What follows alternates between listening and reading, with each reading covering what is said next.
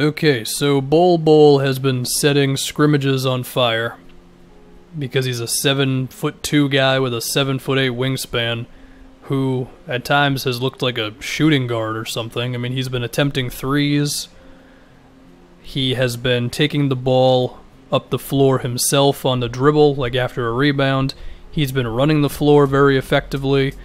He can finish around the rim pretty fast after catching it. He's way too graceful of an athlete for how tall he is, and he's just simply not a normal 7'2" guy. I mean, we would usually say that about somebody like DeAndre Jordan, but Bol Bol takes it to a whole nother level.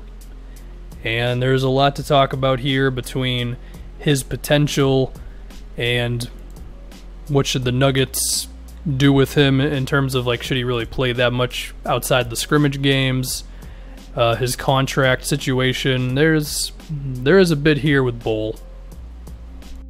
And just to mention his contract real quick, I believe it's a two-way contract. Spotrac doesn't have any money showing up on it until the 2022 season. That's only a 1.6 qualifying offer. So take it for whatever you will. I don't think he's going to cost the Nuggets too much to keep him for a couple seasons here. Anyway, I think the first thing to talk about with him would be his weight. I've seen differing reports. Basketball Reference has him at 235. If I just search whatever on Google, he's somewhere between like 200 and 220.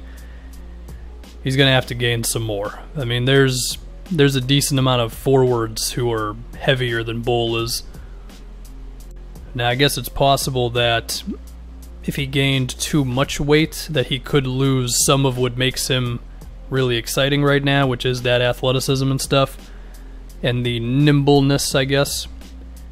But he certainly needs to gain more. I mean, when you're 7'2" and you have insanely long arms, you can stand to gain a few more pounds than the average human, and even the average NBA player. I mean, Bol Bol is really something else here.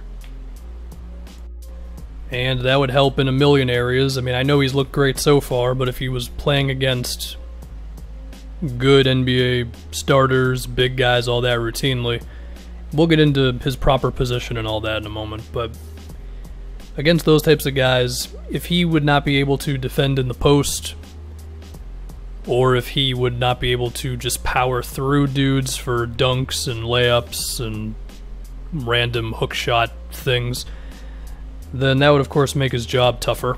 Also, if he could body some dudes out of the way going off the dribble, because he has shown a little bit of some half-court ball handling skills that we can touch on more.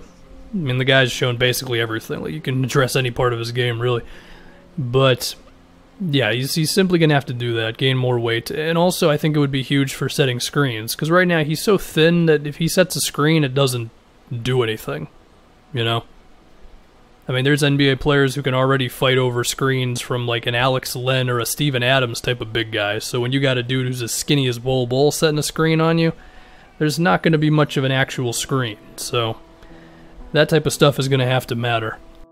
Especially on rebounds as well, box outs and all those types of things. I do think Bol could be a kind of devastating offensive rebounder because of his physical stuff, but in terms of the boring, just box a guy out and just simply muscle him out of the way, possession to possession, I feel like he could have a little bit of trouble there.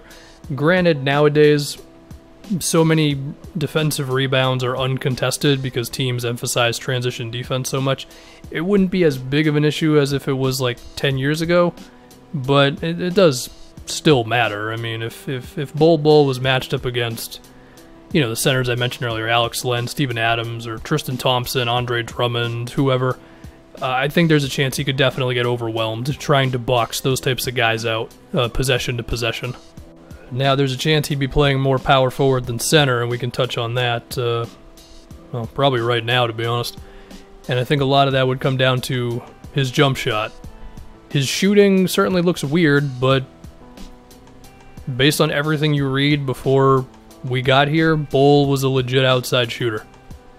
Unfortunately, he only played 9 games at Oregon, so any type of reference I make there doesn't really hold up. for what it's worth, he did shoot 52% from 3 in the 9 games he played. Yeah, I mean, if you can make threes, you can play the 4 spot okay enough. And the fact that Jokic is next to him too, just, if they were going to play together like that, just creates so many dynamic, and we've already seen some of it. Jokic bringing the ball up floor, Bol already around the basket, that type of thing. There was a Mason Plumlee play that was like that as well. Bol could run in transition right when Jokic gets a rebound. I mean, Jamal Murray already does that.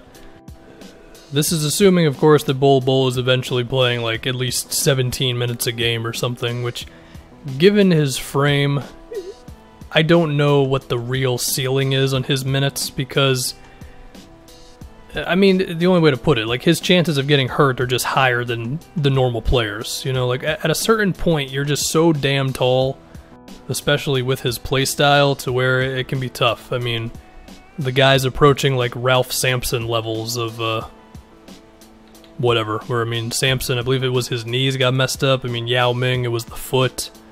Embiid has already had a bunch of lower body things. Like, it's just tough when you're that tall. Like, human beings are not supposed to be that tall, you know what I mean? So there's a chance he's never playing a crap ton of minutes, but maybe we could see him playing 20-something minutes a game or something, consistently enough. But to get back to the power forward thing, maybe he could play small forward, I don't know. One thing I'm interested in with Bol, while I do think the defensive potential's there, for obvious reasons, the height and he moves well, could he be able to stay in front of ball handlers like that? Because I feel like if you dare him to defend laterally and have to turn his hips and stay with a ball handler and all that, can he do that? I don't know. I mean, he's certainly a good athlete running in a straight line. But the side-to-side stuff, if you attack him with handoff plays, if you force him to defend in space on screens and everything, could he really stay on the floor in those predicaments? I don't know. I mean, if the Nuggets are playing the Warriors, can Bol close out onto just all the action that they're going to have going on, or take a team like the Raptors or the Celtics or the Bucks or whoever? Now, of course, that's not every NBA team, so for whatever that's worth, but I imagine teams are going to test him like that if we eventually see him playing against starters and that sort of thing. So we'd have to see how that would play out.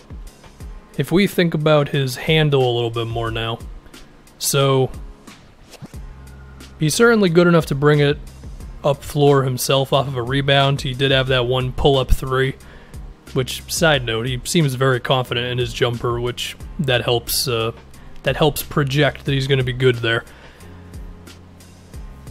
But to talk about the handle a little bit more, how often are we going to see him do stuff in the half court? I mean, there was one play. He did run he ran a handoff play from Jokic where he got it at the elbow, and he was actually able to get inside, and I forget who was defending him, but they were just kind of bouncing off of him because they just had no chance against him. That sort of thing might be the best way to really get him going in the half court. I don't know if you could ask him to create something off of an isolation that much. He might have some post skills. If you do a little bit of Googling, it seems that he's got a bit of a hook shot for what that's worth. But I think the fact that he's ended up on the team that has Nikola Jokic is really going to help him out here, because that type of handoff play doesn't happen on every team. I mean, there's a few bigs who the defense is going to respect enough to stick with when they're out on the perimeter, and Jokic is certainly one of them. So Bol can profit off of that sort of thing, that handoff play or whatever else. I mean, if Jokic is at the three-point line and Bol can then just shoot like a hook shot that no one's going to be able to block, then okay, the spacing's going to be there. But now another thing to think about is just how is Bol really going to get minutes in this rotation? I mean, Mason Plumlee's contract is up after this season. If the Nuggets do re-sign him, I imagine they're not going to want to do it for $14 million. And that's going to be interesting, because Plumlee, he's not an exciting player, but he's solid, Comes in, boxes out, sets screens, plays okay enough defense, finishes around the rim. He's a normal enough big guy who's Cool. And would Denver be comfortable with letting him go to take on the roll of the dice that is Bol Bol? I don't know. I mean, personally, I wouldn't do it. I would still want the guarantee of Plumlee giving me a solid 16, 17 a night, especially because I would think that Bol can play either forward position, you know what I mean?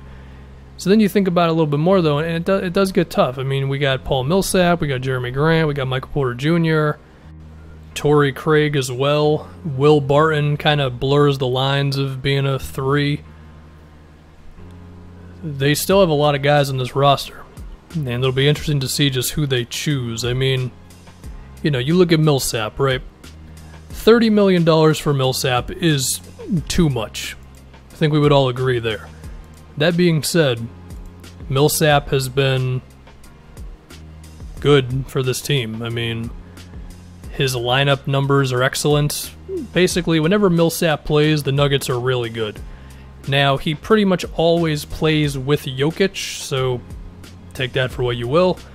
But there's no evidence at all that suggests Paul Millsap has been a negative for the Nuggets, even if he is a pretty boring player. I understand that. But he is getting up there, and it's not like he's been super healthy all the time. I mean, his first year with the Nuggets, he missed basically half a year. So that combined with Jeremy Grant, it looks interesting. You know, Grant had a solid year as well. Certainly more athletic than Millsap and whatever else. There's a chance that they could choose Grant over Millsap. And if that's going to be the case, then that at least opens up another spot for Bol Bol. But even then, right now, I would certainly trust Millsap and Jeremy Grant to give me consistent, good minutes, game to game, possession to possession. Whereas Bol Bol might be a little more exciting, but in terms of reliably playing 20-something minutes a game, I'm still a little weary on that one. And I mentioned him a little bit. They got to get Michael Porter Jr. in there, and his proper position is probably power forward. So,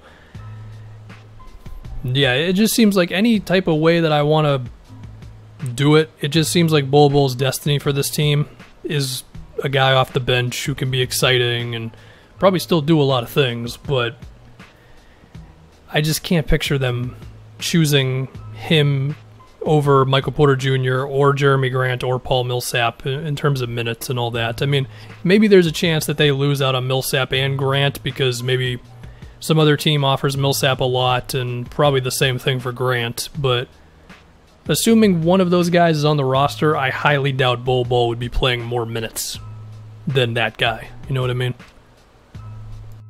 So, yeah. I hope it wasn't too much of a Bol Bol buzzkill. Like, I get it, man. You know, like, the athleticism and the gracefulness for his size is nuts. I just think we gotta see if he can really, like, be good by the 15th game of an NBA regular season and not the scrimmage. You know what I mean? Now, there's a chance I'm a little jaded because I watched Kelly Olynyk 2 years in a row be Michael Jordan in the Summer League, and then he showed up, and it's like, well, he can pick and pop, and he can occasionally do something off the dribble, but it wasn't exactly what we saw in the other thing. Now, of course, Bol Bol's going up against better competition. That's fair.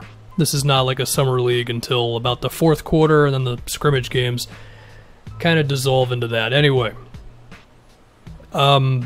he's interesting. He's an intriguing, exciting prospect who could be awesome, and yeah. He's probably not going to cost much to keep around, so why not?